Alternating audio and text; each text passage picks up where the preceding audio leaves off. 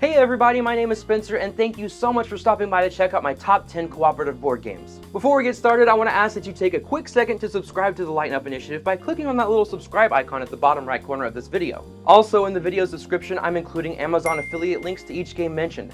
By using one of those links, you'll get a great game and you'll help me keep the lights on. Alright, let's get started. I'm starting off this list by cheating a bit. For number 10, I'm including 3 instead of 1.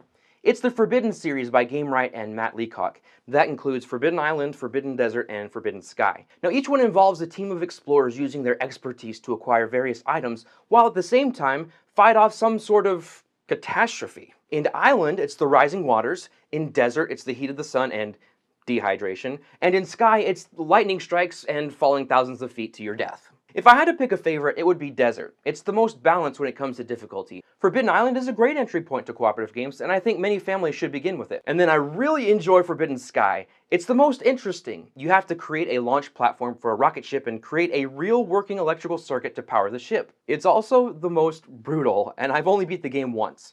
If you're looking for a super challenge, go with that one. Now number 9 has fallen quite a bit for me, and that is Mansions of Madness, 2nd edition. Wow, at one time I would have considered it my number 1 co-op game. In fact, I just recently ranked it as the number 1 scary game on my top 10 scary games video. Go check that out if you haven't yet. In this spooky game of horror and mystery set in H.P. Lovecraft's Arkham, players are investigators exploring horrific houses hoping to solve a mystery before they are killed or go insane. I still like this game a lot, but it's dropped on the list because it's starting to get repetitive for me. Also, it doesn't help that I can't win. It's frustrating when you spend 2 hours plus playing and then end up losing anyway. I still would recommend the game to people who are interested in the theme and who like cooperative games. It's just not my favorite anymore. A game that I think missed the boat is my number 9, A Tale of Pirates. In this real-time game, players control sand timer pirates who are trying to complete various goals under extreme time constraints. The game also has a companion app that guides you and your team through each scenario. It provides thematic music, sound effects, and triggers events that make completing your goals more difficult. It's also a legacy-ish style campaign game. Each scenario has players opening up mystery packages that add new elements to the game. It's not only a great cooperative game, but it's also one of my favorite pirate games of all time. For a frantic but fun pirate adventure, check out Tale of Pirates. Another little-known game that is also little, Samurai Spirit. It's a tower defense style game in which players become one of 7 samurais fighting to protect a village from bloodthirsty villains. There are difficult choices to make for each player on their turn. Fight a bandit, defend the village, or let the bandit pass in order to help the other samurai. It's such a challenging balancing act. I love the teamwork in this game. It's unique and fascinating because it requires sacrificing your own turn. You can play with up to 7 people, and this is one of the few co-ops where I'd say it's safe and fun to play with more than 4 people. 7 is actually fun. It's actually based on the film Seven Samurai, which, if you've seen, will recognize the game as very closely resembling the plot of the movie. Flashpoint Fire Rescue is a traditional co-op in the sense that players work together, each using a special ability and a number of action points to beat the game. Players need to hold back the flames of a burning building to allow enough time to rescue people and pets before they're lost, or before the structure collapses. There are some pretty intense and thematic moments as explosions and flare-ups occur. Just when you think you've got things under control, boom! You've got half the board on fire.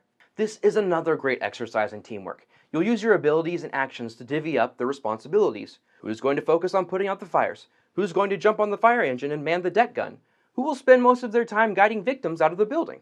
It's got a ton of expansions, offering a variety of locations to protect and rescue.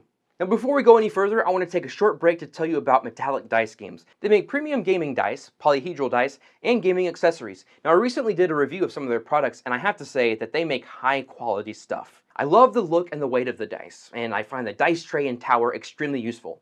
Check out my full review, or don't. But if you want to purchase anything over at metallicdicegames.com, use the promo code LIGHTENUP, all one word, to get 10% off your order. For number 5, we return to H.P. Lovecraft's Arkham with Arkham Horror 3rd Edition. In this game, each person will have their own character with unique stats and abilities. They'll use tools, allies, and weapons to gather clues and combat the lurking creatures. In each game, players will choose one of the ancient ones to go up against. Each scenario has its own designated plot to experience and sets of monsters to fight. But in general, the investigators need to stop occult rituals and destroy the alien creatures before the Ancient One makes the world their ruined dominion. I put Arkham Horror 3rd Edition on this list over other Arkham games because it kind of meshes all their elements together. You can especially see evidence of Arkham Horror the card game and Eldritch Horror. It's a tough game and I've never won before, but because of the way the game unfolds, it feels like a new challenge every time I play. Speaking of tough games, this next game is tough both in complexity and difficulty, but that doesn't stop me from enjoying Robinson Crusoe: Adventures on the Cursed Island by Portal Games. The game comes with several scenarios with different objectives, but they all share one thing in common: survival. And that's the most challenging aspect of the game. You've got to explore to find food and resources, you have to build shelter to protect you from the weather, you've got to be able to fight beasts and survive brutal events. It is so hard, but playing the game is truly an adventure. It's a thematic experience that fits right in line with the publisher's tagline: board games that tell stories. Hype, hype, hype! All I've heard for the last 3 years is how good Gloomhaven is. And until this summer, all I could do was just believe everybody. I couldn't afford the game, nor invest the amount of time needed to experience all the game has to offer. Recently, Cephalovair released Gloomhaven: Jaws of the Lion, a standalone prequel to Gloomhaven.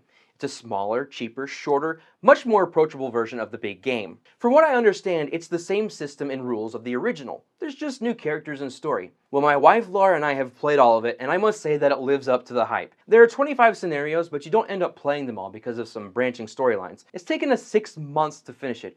We could have finished it sooner, but we took long breaks here and there. I love everything about the game, but what I love most is how the mechanisms work. It's the card play that I find unique and fascinating. At times the game does feel restrictive because of how you have to plan out your actions, but that's just part of the challenge. It does have a pretty grotesque story, so just be aware of that if the game sounds interesting to you.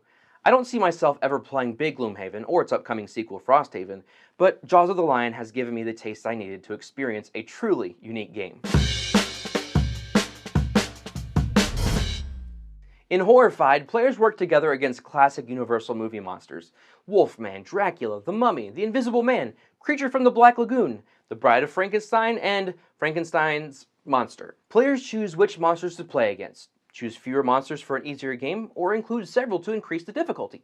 Each one must be defeated differently, so different strategies and tactics must be used to defeat them. It has such a low barrier of entry, pretty much anybody can grasp the concepts here, and for those who've played a lot of co-op games, it will feel unique, yet familiar, thanks in large part to the #1 game on this list. Okay, I was slightly misleading when I said #1 game. Like number 10, I'm cheating and including several. Also, I'm starting and ending this list with games designed by Matt Leacock. If you haven't guessed, it's Pandemic in all of its iterations. If I had separated them out, they would have taken up a large portion of this list. It just made sense to lump them all together. There are over 10 versions, some of which have multiple expansions, so if you like Pandemic, there's a lot for you to explore. I've played Base Pandemic, Reign of Cthulhu, The Cure, Iberia, Rising Tide, and Legacy Seasons 1 and 2, and I'm currently in the middle of Season 0. And the ones I haven't played are Fall of Rome, Hot Zone, Rapid Response, Contagion, and I think that's it. So far, my favorite out of all of them has to be Season 1. It was such an amazing experience.